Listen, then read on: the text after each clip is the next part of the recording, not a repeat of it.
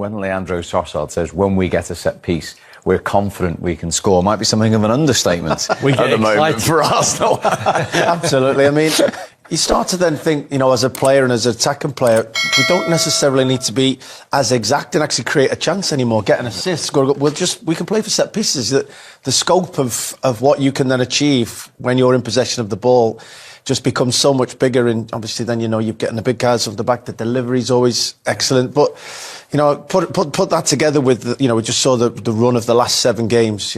All victories, only 1 goal conceded in that. So you put both of those together, they're strong at both ends of the pitch, and everything's going their way at the moment. Only Nick Voltemada in those 7 games has managed to score a goal against them. It was 2.5 games before they even had a shot against them till the second half there. I mean, they're just so hard to try and break down. But yeah, they're so stingy. But it's not only their back 5 I talked about before the game of thinking they're the best in the league. Well, I look at Timber again today. He's got everything. I mean, it's so powerful. He's quick. He's good on the ball. He tucks around. He's a leader. Saliba comes off injured there today. Looks like they're trying to protect a little injury from him. Mascara comes on. Looks like it's a seamless transition. He just comes on, does the job. Calafiori comes off. They make changes and they're able to cope. Declan Rice comes off with a little injury. I think he was carrying an ankle injury from the first half. But if he can't make the next game, there's no dramas anymore because of the squad that they've built. Look, every team wants to, play expansive football, put a load of passes together and open teams up and score from open play. But you can't always do it, especially when teams sit on a low block, like Palace did today. Palace were going nowhere. They were quite happy just to suffer out of possession and try and score on a counter-attack. They're a threat. We know they're a threat because they're a side they're party poopers. Wherever they go, they cause a problem. But Arsenal just don't panic and they just think, we might have to score from different means today. It might not be pretty, but we need maximum points really. We're at home. And they don't panic. And I think they've got that calmness and belief that eventually they will score. If they don't score from the first header, the first contact on their set pieces, everyone knows from fine detail where they need to be when that ball might drop. And that's exactly what Eze did. I mean, Gabriel makes it good. He can't get the header on target, but he knows he can put it down into an area where they're coming in. And that's exactly what they did. I mean, the pass, without the delivery, it all falls down. But he just knocks it back into that area and Adam Wharton switches off, unfortunately. Guy drops in, plays them all onside straight away. And he just knocks it down into that area and Eze just steals the march on Adam Wharton and finishes it brilliantly. The technique to keep that down is fantastic. Yeah, I always feel Arsenal are on the move in those areas as well. Their movement is great, but they're also, they all know their particular jobs. The delivery is excellent. The big guys attack a certain area, and the smaller guys are then anticipating where the ball might land, where it might go to, and on that occasion, Eze's quickest to it and a brilliant finish. That was probably Crystal Palace's fans' worst nightmare this morning, that he hadn't scored yet in the Premier League for Arsenal. He was going to do it today against Palace. Yeah, I mean, he owes a lot to Crystal Palace. They're the club what made him. He's had an opportunity built up at Queen's Park Rangers and he wanted to play in the Premier League. Palace took him. He was very good for them, but they were also good for... he showed the respect when he celebrated there, but he's got to move what he wanted. He was already a hero before he goes to Arsenal because it's... the analogy I use, it was like Tottenham have got a Christmas present on New Year's Eve under the tree, and when they get down in the morning, it's gone. And he's gone to your best friend.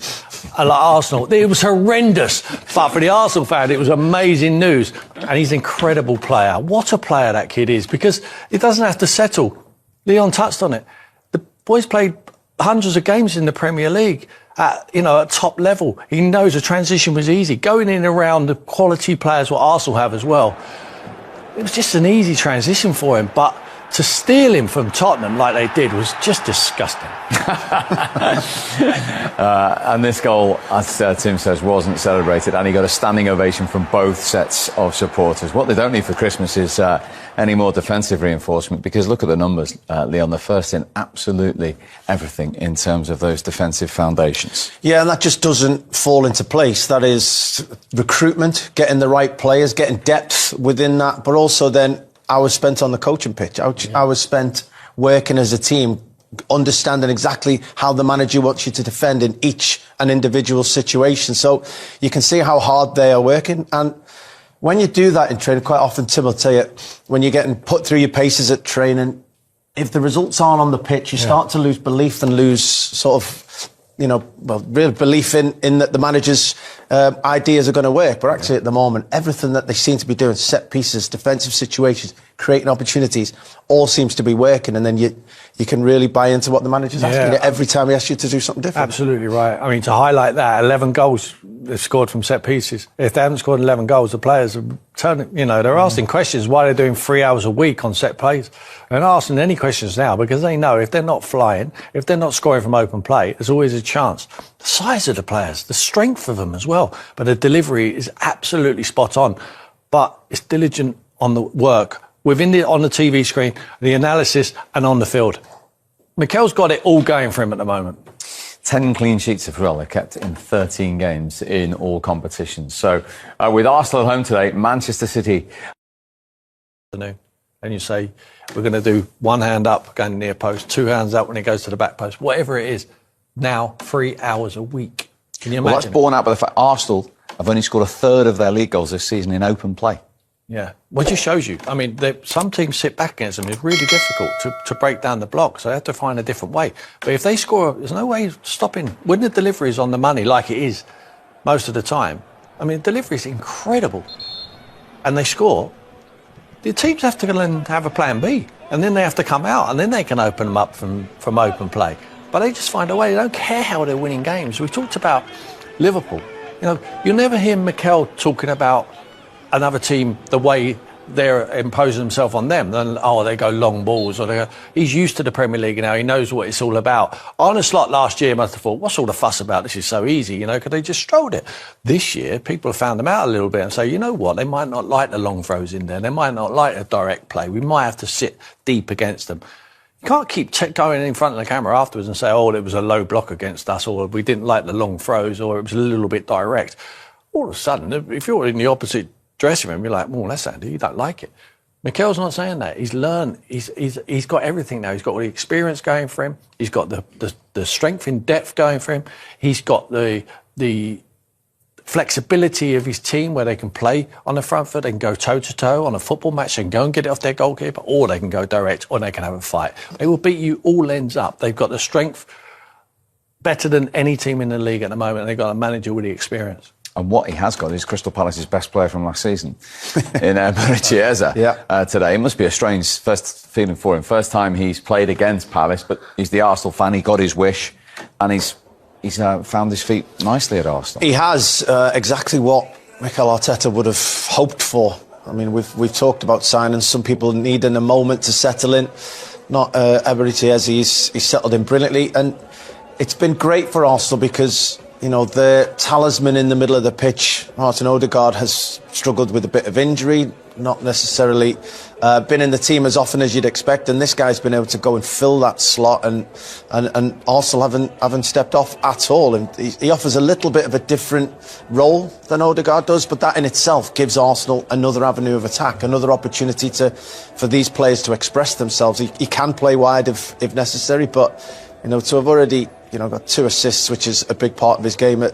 After only 4 starts, is an exceptional start. What about the centre forward, Tim? Much discussion. Big 2 goals from him in the week in the Champions League against Atletico. But his all-round play, how has that altered, improved the way Arsenal are playing? I really like him, Steve. I think he's a physical presence. I think he occupies the centre backs. He creates space for the 10s, like the Eze's of this world, or Odegaard when he's playing, or Saka to come into them little pockets. I really like him. I think he threatens in behind. He will score goals. He will get on a run. He'll get more confidence. The goals in midweek would have helped his confidence.